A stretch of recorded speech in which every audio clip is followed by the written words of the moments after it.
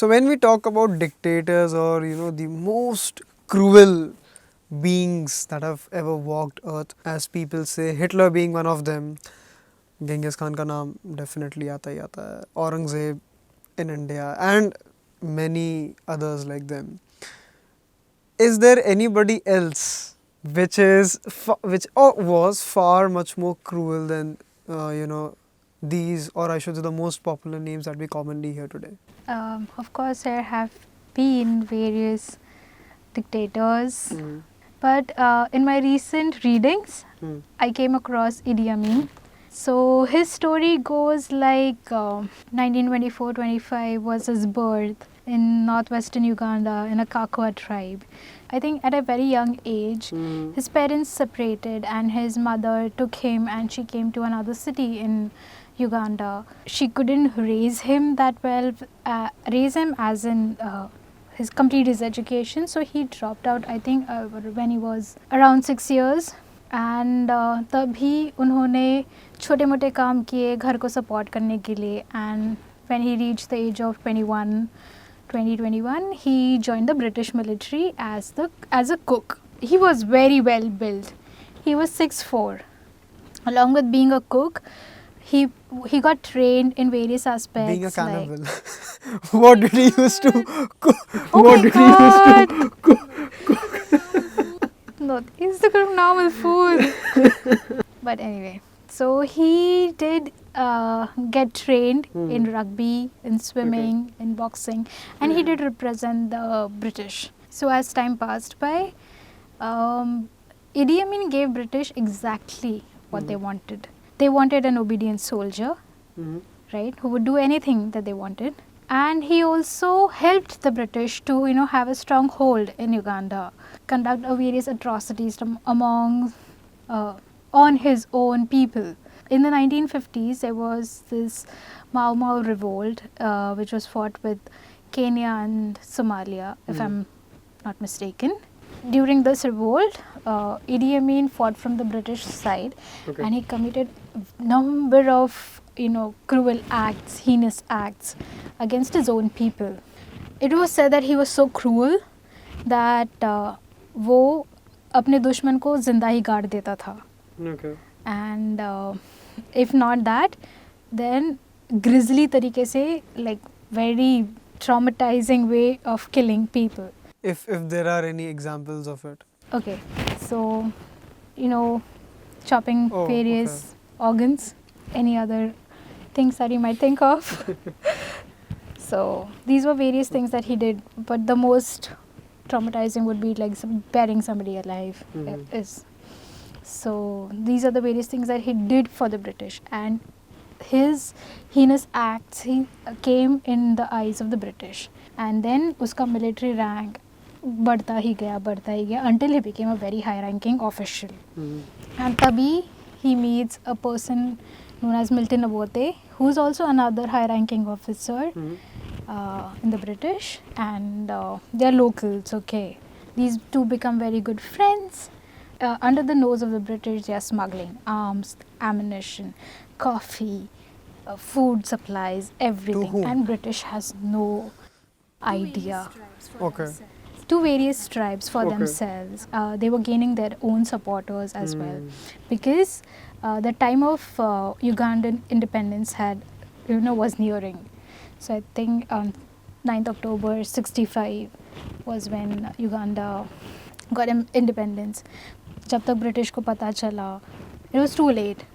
And they couldn't do anything because these were the two high-ranking officials, and to lead Uganda after independence ऐसा कोई capable इंसान था नहीं इन दोनों के अलावा.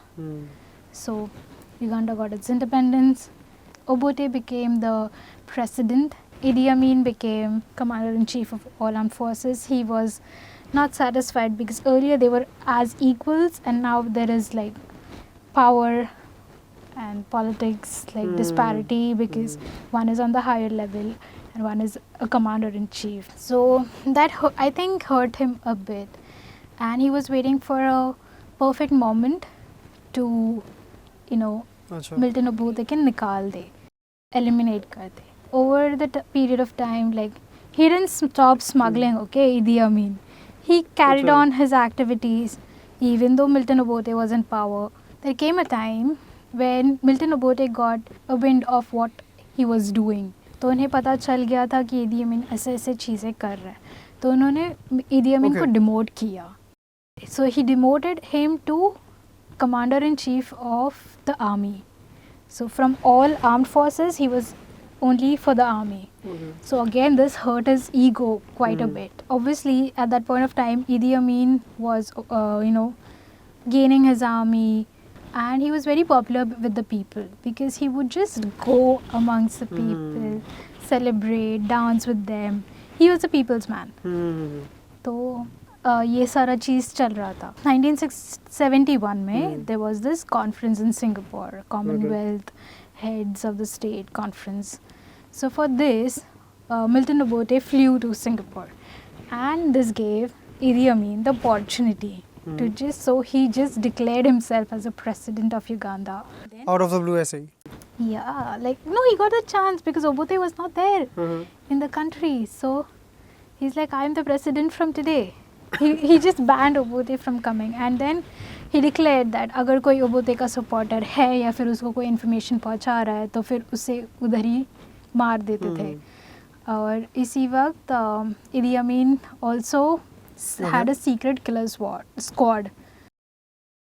So this killer squad would, they had that much of power that if, they had a suspicion on somebody or some tribe that, oh, these are Milton Obote's supporters, or they're giving information to Milton Obote, they would just kill or wipe out the entire tribe. No orders, nothing is required. Nothing. This is how, Idi Amin came into power. There was a mass genocide when Idi Amin had a dream that, and in his dream, and this is available in public records, that he comes out in the news and says that I had a dream in which God came to me and he said that all Asians should be thrown out of Uganda. And all Asians were, they started throwing all Asians out of Uganda. People who didn't go were put into, concentration camps. People, and some of them were fed to crocodiles. Yes, and there is a count of, I think, around 10,000 people, disabled people, who were fed to crocodiles. People who were brought on suspicion, people who did not support the rule of Idi Amin, and Asians. They were all put in concentration camps, and then they were brought to the chambers. So these chambers were initially used as load and offload arms and ammunitions. So these were just rooms with no ventilation, no window, no nothing. So, and they were at a height. So he would just stuff people inside these chambers, and they had this electric wires running, and there would be water on the floor, and he would electrocute them.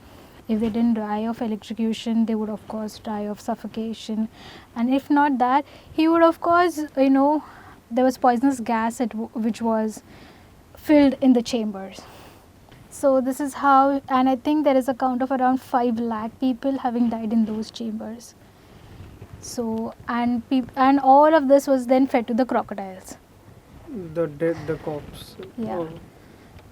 So, and today, there, if you visit the site, there are scratch marks and, struggle marks on the walls. And the lines, electric lines are still visible.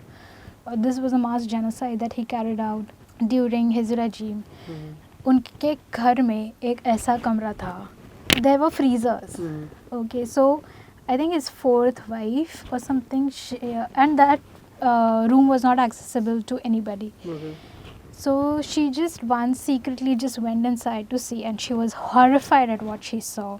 There were dead bodies lying with, liver missing, eye missing, ear missing, nose missing, genitals missing. And then there were 2 heads in the freezer and various organs. So this is what she saw, and she was completely horrified And there is no record for this, but it is said that Idi Amin did kill his fourth pregnant wife, the one who saw all these things, on a suspicion that she had an extramarital affair, and he mutilated her. So her legs were stitched where her arms are, and her arms Okay. were stitched where her legs are.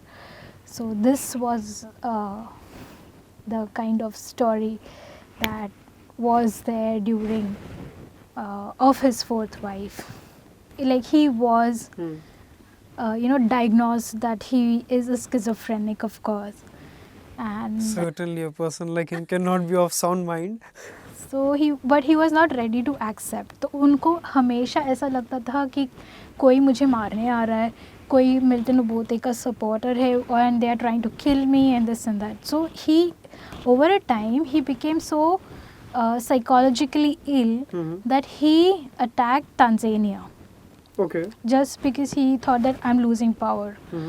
He lost, so he fled to Libya, and from Libya he fled to Saudi Arabia, where he passed away. This is what Idi Amin did. And he died of Organ failure. So this is the story of Idi Amin as we see it. One of the cruelest dictator the most. and a supporter of Hitler. Okay. He did mention in one of his news clip that, if Hitler can, do this to people, why can't I? He was talking about, gas chambers. And his cannibalism, came into picture wherein he mentioned, again in news clipping, that, leopard meat is saltier than human meat. These are the stories of Idi Amin that we hear today.